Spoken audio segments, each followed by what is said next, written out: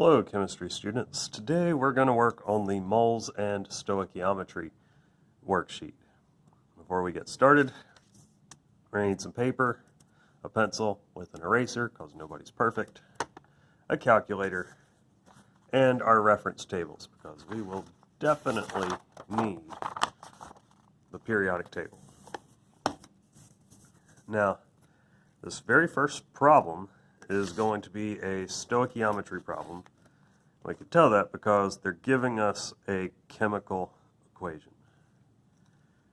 And in problem number 1, it's asking, if 8 grams of oxygen are used, how many molecules of CO2 will be produced?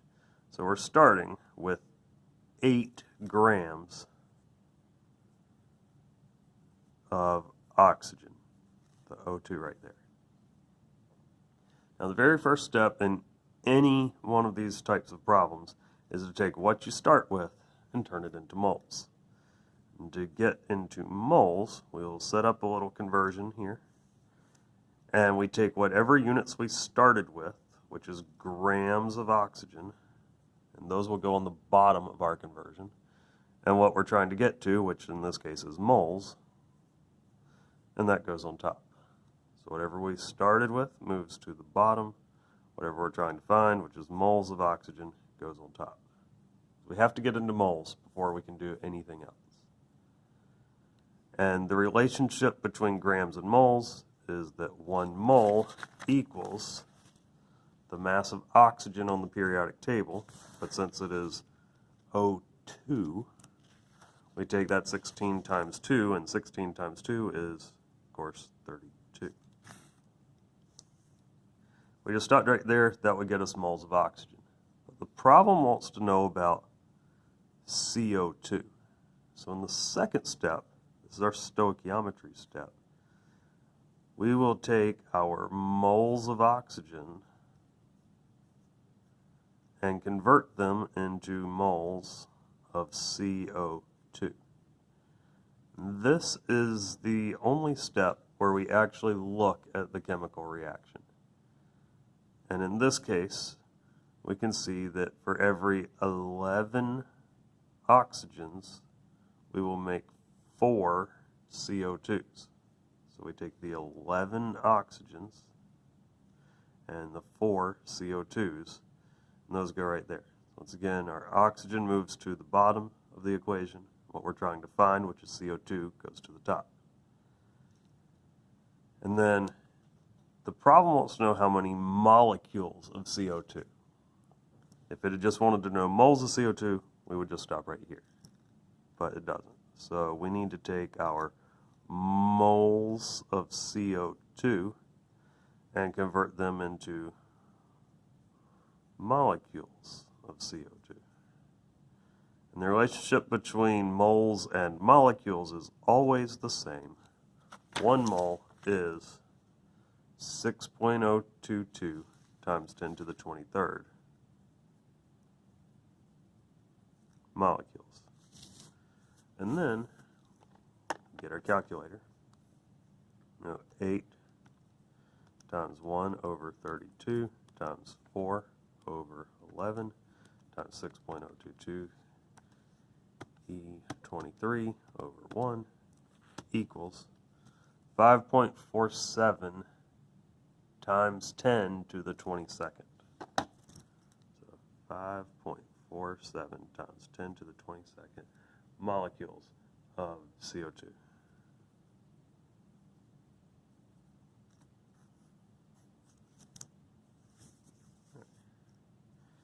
In problem number 2,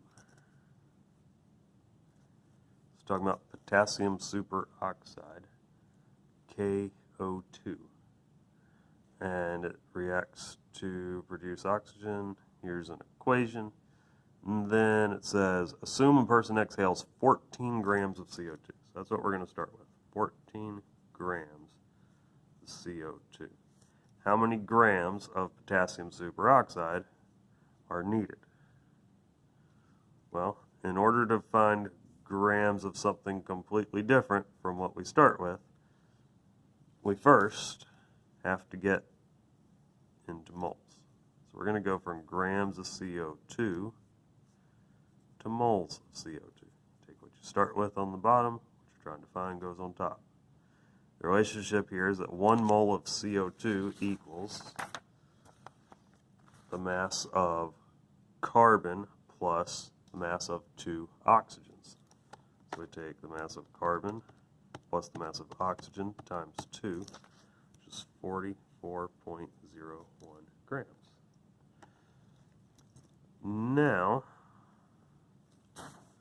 we can convert from what we started with, which is moles of CO2, into what we're trying to find, which is moles. We're trying to get to potassium superoxide, which is KO2.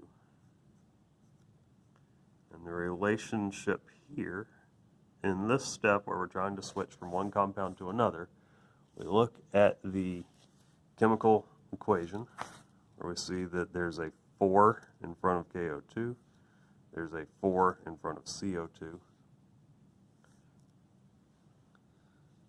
and that would get us into moles, but it wants to know in the problem grams. So we're going to take these moles of KO2 and turn them into grams of KO2. And 1 mole of KO2 will equal the mass of potassium, which is 39.1, plus the mass of oxygen times 2, which is 71.1. And then we just put all this into our calculator. 14 times 1 over 44.01 times 4 over 4 times 71.1 over 1. And that equals 22.6 grams of KO2.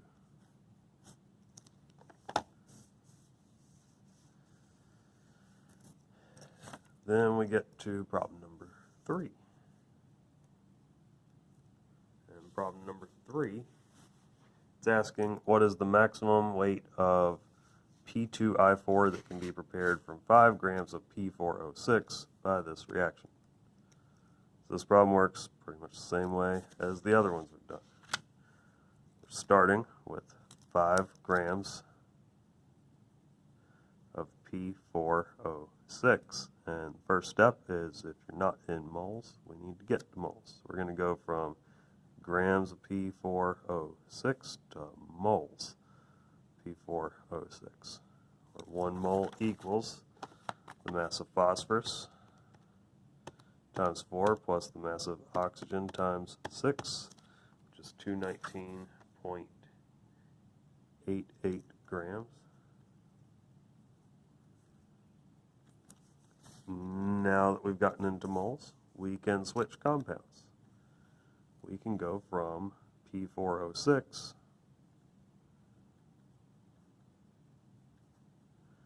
to what we're trying to find, which is P2I4, using our coefficients in the equation. There's a 5 in front of P4O6, there's a 4 in front of P2I4. And then the last step is this problem wants the answer, it wants weight, which is grams. So we're going to turn these moles of P2I4 into grams of P2I4, where 1 mole equals the mass of phosphorus times 2 plus the mass of iodine times 4, which is 569.54. And so we just take our calculators and multiply all this out.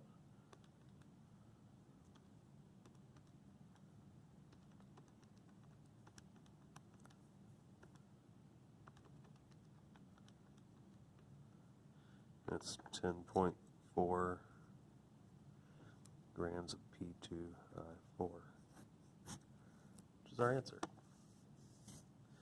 Problem number 4 is a lot easier of a problem. It wants to know how many molecules are in 16 grams of KMN2O7. So we're going to start with our 16 grams of KMN2O7.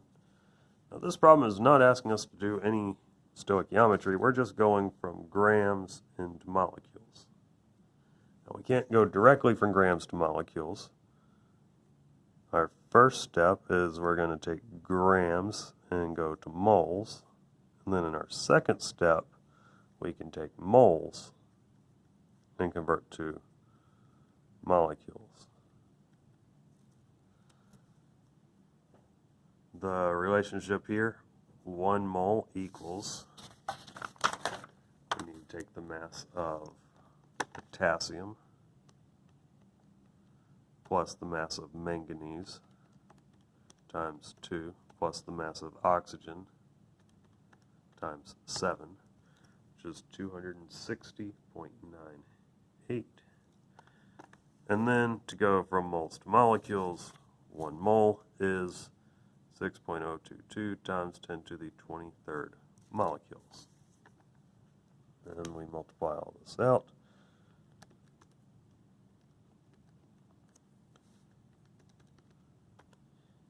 E23 over 1 equals 3.69. And then don't forget that this is scientific notation, times 10 to the 22nd molecules of KMN2O7.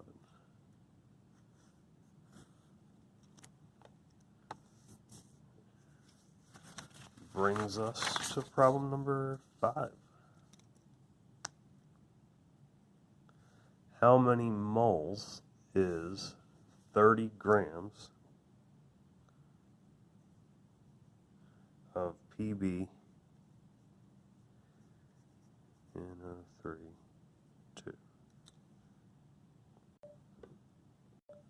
So in this problem, we're just going from grams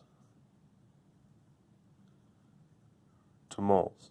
We're going from grams to moles. And for this compound, 1 mole of PbNO32, lead 2 nitrate, equals the mass of lead, 2O7.2, plus the mass of nitrogen.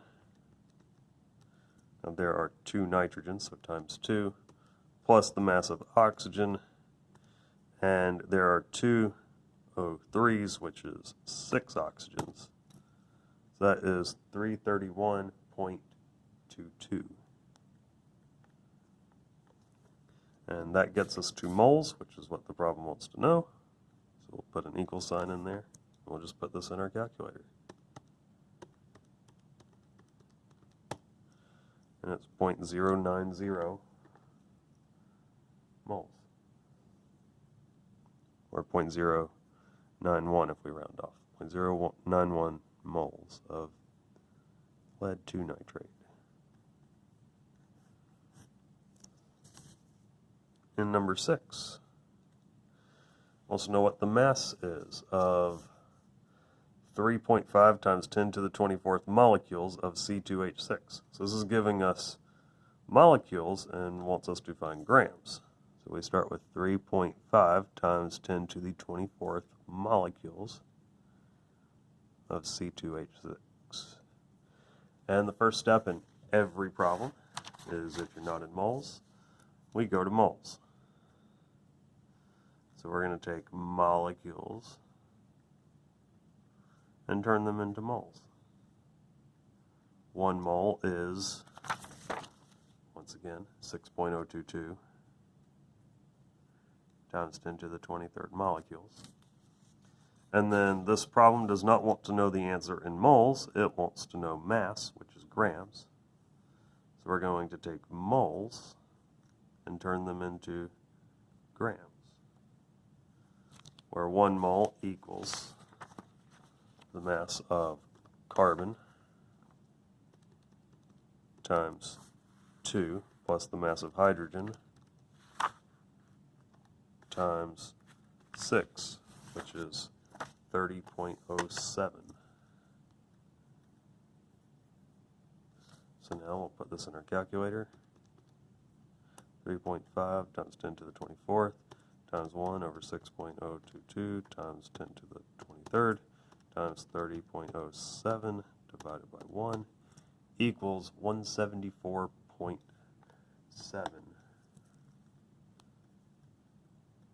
grams of C2H6. All right. This brings us to number 7. Number 7 is another stoichiometry problem. The reaction of 4.2 grams of nitrogen would require how many moles of hydrogen? So we're starting with 4.2 grams of N2. We're trying to find moles of hydrogen. So the first step, once again, is to take whatever we started with, which is grams of nitrogen, turn them into moles of nitrogen, where 1 mole equals the mass of nitrogen times 2. So that's going to be 28.02 grams. Then, once we're in moles, if it's asking for a different compound, this is the step where we switch compounds. We will go from moles of nitrogen to moles of hydrogen. And if we look, there's no number in front of nitrogen in this equation, so that's like an invisible 1. So we'll put a 1. And for hydrogen, there's a 3. And since this problem is asking for moles of hydrogen, and we are at moles of hydrogen, we'll put our equal sign and go to the calculator.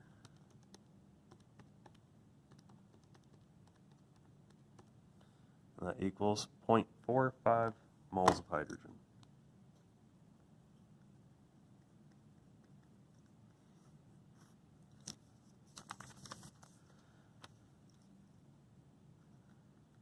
Number 8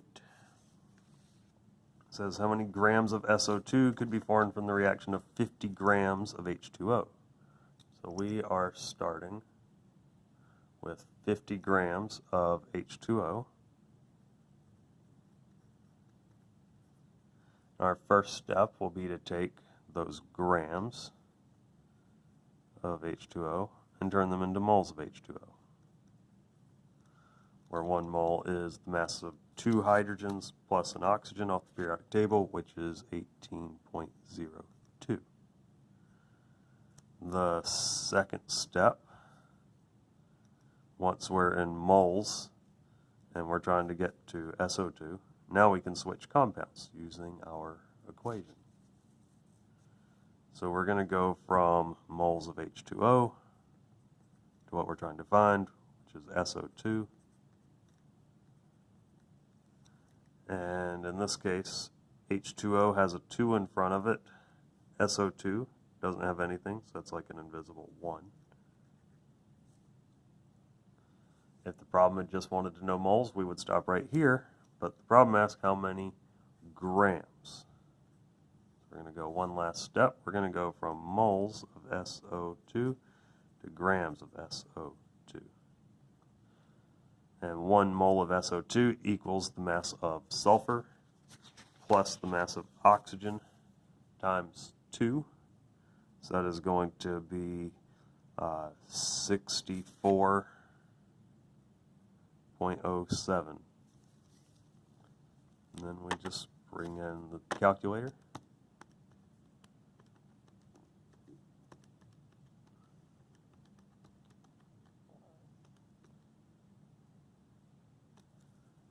It's 88.9 grams of SO2.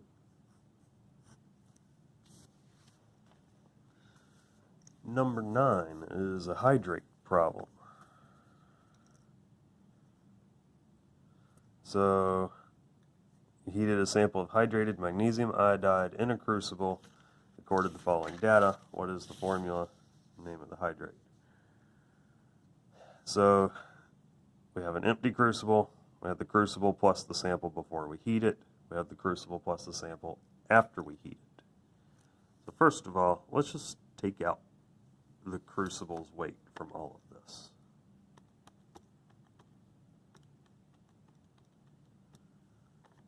So Our sample weighs 15.53 grams before we started, and after we heat it,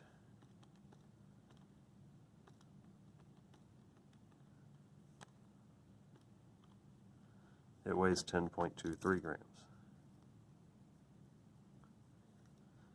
Now, if you remember from a hydrate, if it starts with one mass and you heat it and it loses mass, the difference between them is your grams of water. So if we take 15.53 minus 10.23, it's 5.3 grams of water. Because with the hydrate problems, we are going to have some grams of MgI2, and we're going to have grams of water.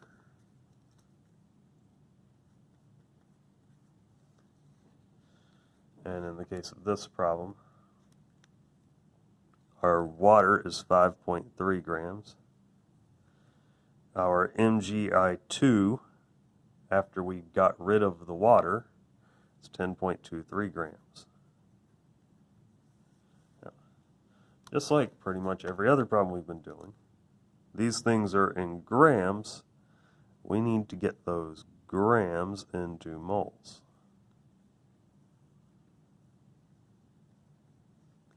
For MgI2, 1 mole of MgI2 equals the mass of magnesium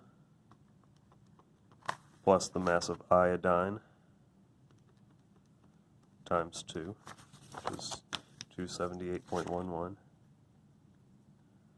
And for water, it's the mass of hydrogen times 2 plus the mass of oxygen, which is 18.02.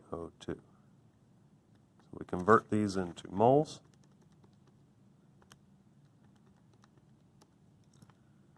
That's 0.037. That's 0.294 moles. The next step in these problems is we divide everything by the smallest number of moles, 0.037.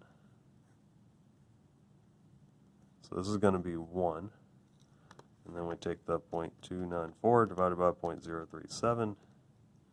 And we get 7.94, which is pretty darn close to 8. So we're going to call that 8. So this is MgI2 with the dot and 8 H2Os. Or that's magnesium iodide. And the prefix that means 8 is octahydrate.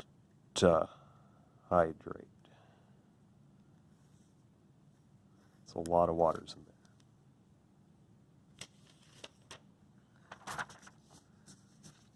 there. Right. Number 10, we're getting close. Problem number 10 asks us, what is the empirical formula of a compound that is 38.76% chlorine and 61.24% oxygen?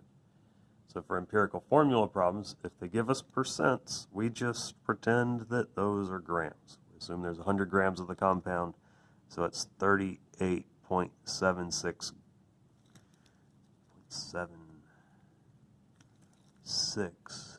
grams of chlorine and 61.24 grams of oxygen.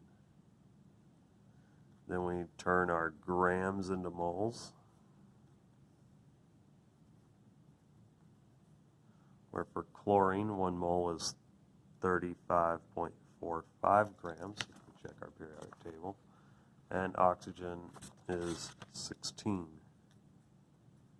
grams as a mole. So we do some quick math.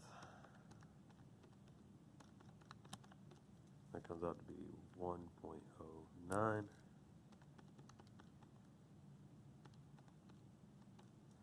And 3.82. And then we divide both of these by the smallest number of moles, which is 1.09.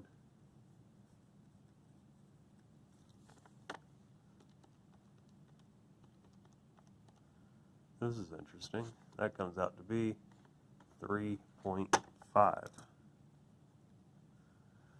that's no good. We can't have a decimal here. So to get rid of the decimal, we're going to need to double everything. That's going to be 2 chlorines and 7 oxygens, or Cl2O7.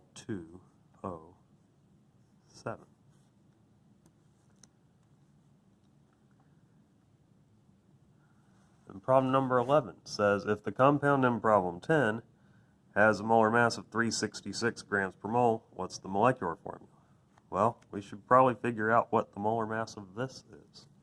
We're going to take the mass of chlorine, which is still 35.45 times 2, plus the mass of oxygen times 7. And this has a molar mass of 182.9. The actual compound is 366. Let's take 366 divided by 182.9, and it's 2. So the actual compound is twice as heavy, so that would be Cl4O14.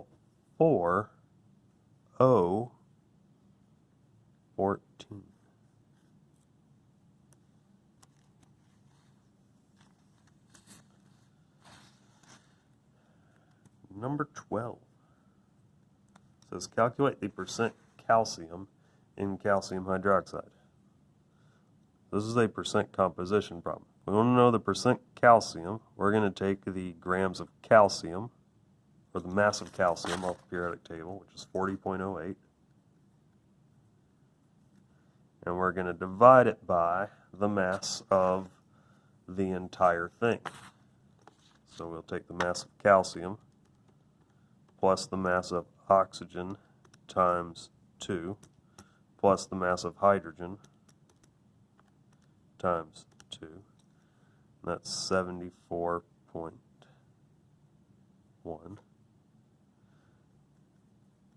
And then we'll multiply that by 100 to make a percent. And it is 54.1% calcium. As a side note, we could calculate the percent oxygen by taking the mass of oxygen times 2 divided by that times 100, and the same for hydrogen.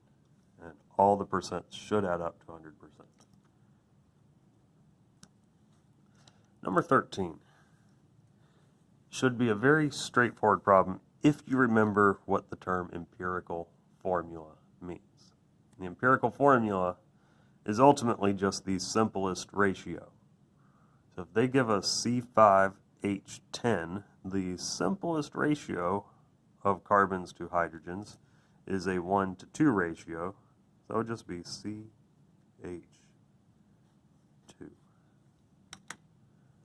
There we have it. That's how you do this worksheet.